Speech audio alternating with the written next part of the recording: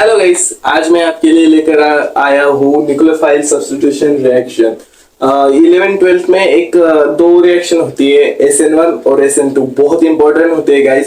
आज मैं आपको वही पढ़ाने वाला हूँ, SN1 और SN2 रिएक्शन क्या होती है। तो सबसे पहले देखते हैं कि न्यूक्लियोफाइल क्या होता है। न्यूक्लियोफाइल एक ऐसी स्पेसीज होती है जो इलेक्ट्रॉन को डोनेट करेगी, यानी कि ये न्यूक्लियोफाइल इलेक्ट्रॉन रिच होते हैं।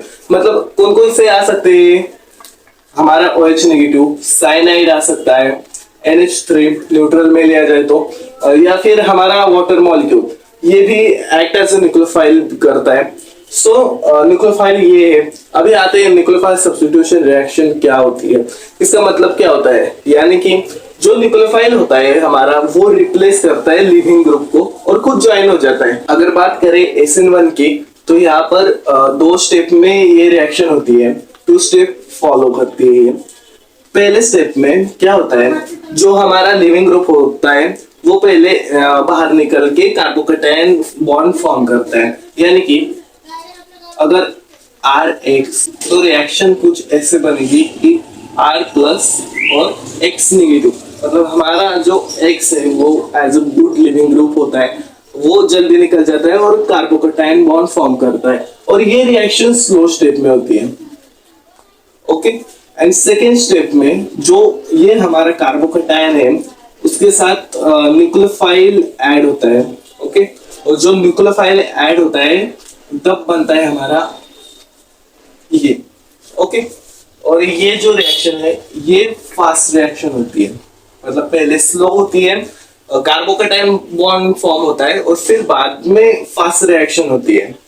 नाउ अगर इसका हम एग्जांपल लें, तो एग्जांपल में हम अगर टर्शरी ब्यूटाइल क्लोराइड लेते हैं, CH3CCl, ओके, इसमें अगर हम वाटर मॉलिक्यूल डालते हैं तो रिएक्शन कुछ इस प्रकार होगी कि पहले CH3CH3CH3Cl, पहले ये स्लो स्टेप में होगी, यानी कि हमारा जो क्लोरीन है वो बाहर हो जाएगा, यानी कि कुछ इस प्रकार हमें बॉन्ड फॉर्म मिलेगा CH3 और इस कार्बन पर पॉजिटिव चार्ज आ जाएगा, यानी कि ये स्पेसिस कार्बोकैटायन हो जाएगी और हमारा लिविंग ग्रुप होगा Cl नेगेटिव। ओके, और सेकेंड स्टेप में जो कि है फास्ट स्टेप, जो ये कार्बोकैटायन होगा, यानी कि CH3 उसके साथ ऐड करेंगे न्यूक्लियोफाइल।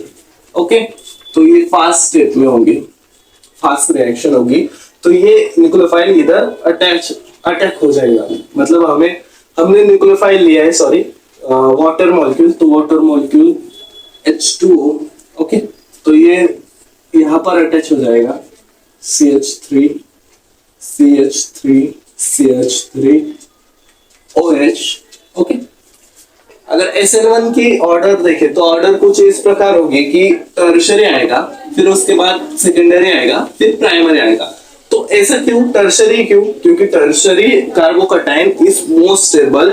ओके, इसलिए टर्शरी पहले आएगा। यहाँ पर भी हमने टर्शरी ही लिया है क्योंकि ये मोस्ट स्टेबल होता है। ओके, आइए अब चलते हैं SN2 रिएक्शन पर। गाइस, अभी आते हैं SN2 रिएक्शन पर, इसका नाम है बायमोलिकुलर न्यूक्लियोफिलिक सब्स्टिट्यूशन रिएक्शन। ये जो SN2 रिएक्शन होती है वो 1 स्टेप में ही कंप्लीट हो जाती है गाइस, यानी कि SN1 की तरह मच नहीं करती वो कि 2 स्टेप, फिर कार्बोकैटायन बॉन्ड फॉर्म होगा, फिर में न्यूक्लियोफाइल अटैक करेगा, कुछ नहीं, सीधा न्यूक्लियोफाइल अटैक करता है। लेकिन इसमें एक बात होती है, जो हमारा RX होता है और जो न्यूक्लियोफाइल होता है, जो न्यूक्लियोफाइल बैक साइड से अटैक करता है, इसके फ्रंट साइड से उसके एक्स के सामने जाने की इसकी हिम्मत नहीं होती। मतलब ये जो न्यूक्लियोफाइल है वो बैक साइड से क्यों करता है अटैक, क्योंकि जो हैलोजन होता है और जो न्यूक्लियोफाइल होता है वो आपस में रिपल्शन करते हैं, क्योंकि इस पे भी नेगेटिव चार्ज होता है, इस पे भी नेगेटिव चार्ज होता है, तो negative negative get repel. Okay, तो बॉन्ड तो हमारा न्यूक्लियोफाइल NU ऐसे ही बनेगा और X नेगेटिव बाहर निकल जाएगा, यानी कि हमारी X बाहर निकल जाएगी जिंदगी से। तो एनीवेज, इसका ऑर्डर क्या होगा, ऑर्डर कुछ इस प्रकार होगा कि सबसे पहले प्राइमरी, फिर सेकेंडरी और फिर टर्शरी। क्यों ऐसे ऑर्डर होता है? क्योंकि ये जो टर्शरी होता है वो बल्की ग्रुप होता है। ओके, मतलब कुछ इस प्रकार। अभी ये बल्की ग्रुप आने से ये जो न्यूक्लियोफाइल है इसे बैक साइड से अटैक करने में प्रॉब्लम होगी। ओके, और यहाँ पर तो एक्स बेड है ये रिपल्शन करने के लिए, तो ये पॉसिबल नहीं होती ज्यादातर। ओके गाइस, अभी आते हैं हम थोड़ा हायर लेवल पे, यानी कि स्टेरियोकेमिस्ट्री ऑफ SN1 और SN2 के। इसकी स्टेरियोकेमिस्ट्री क्या कहती है कि SN1 जो होता है वो रेसिमाइजेशन होता है, यानी कि दोनों R और S कॉन्फ़िगरेशन। आपको आगे चल के पता ही चलेगा कि क्या क्या होता है RNS configuration.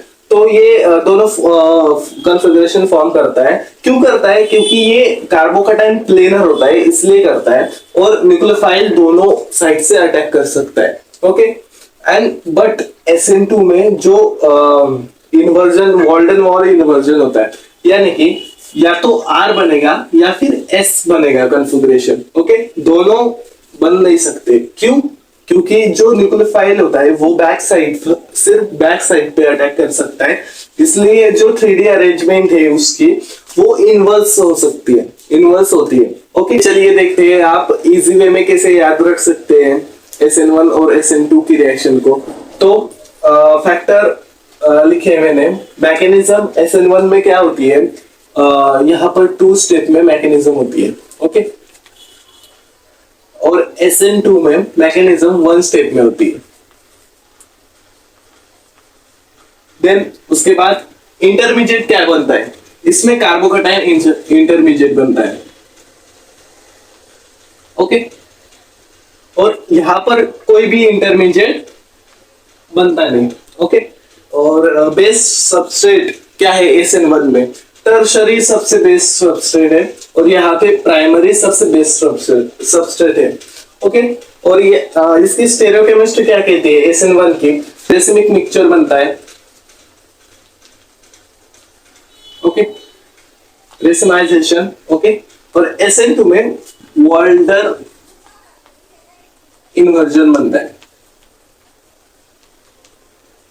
Then nucleophile SN1 में कैसा होता है? स्ट्रॉन्ग की वीक। SN1 में वीक न्यूक्लियोफाइल होता है। ओके, और SN2 में स्ट्रॉन्ग न्यूक्लियोफाइल होता है। देन रीअरेंजमेंट पॉसिबल होती है कि नहीं SN1 में? तो इसमें रीअरेंजमेंट पॉसिबल होती है। ओके, एस और नो लिखते हैं S, इसमें SN1 में रीअरेंजमेंट पॉसिबल होती है, लेकिन SN2 में रीअरेंजमेंट पॉसिबल नहीं होती। ओके, ये रहा उसका चार्ट। ओके, आप इसका स्क्रीनशॉट भी ले सकते हो। वीडियो अच्छा लगा हो तो लाइक कीजिए, अगर आप चैनल पर न्यू हो तो सब्सक्राइब कीजिए, वीडियो को शेयर कीजिए, और कमेंट में बताना अगर आपको स्टेरियोकेमिस्ट्री के लेक्चर चाहिए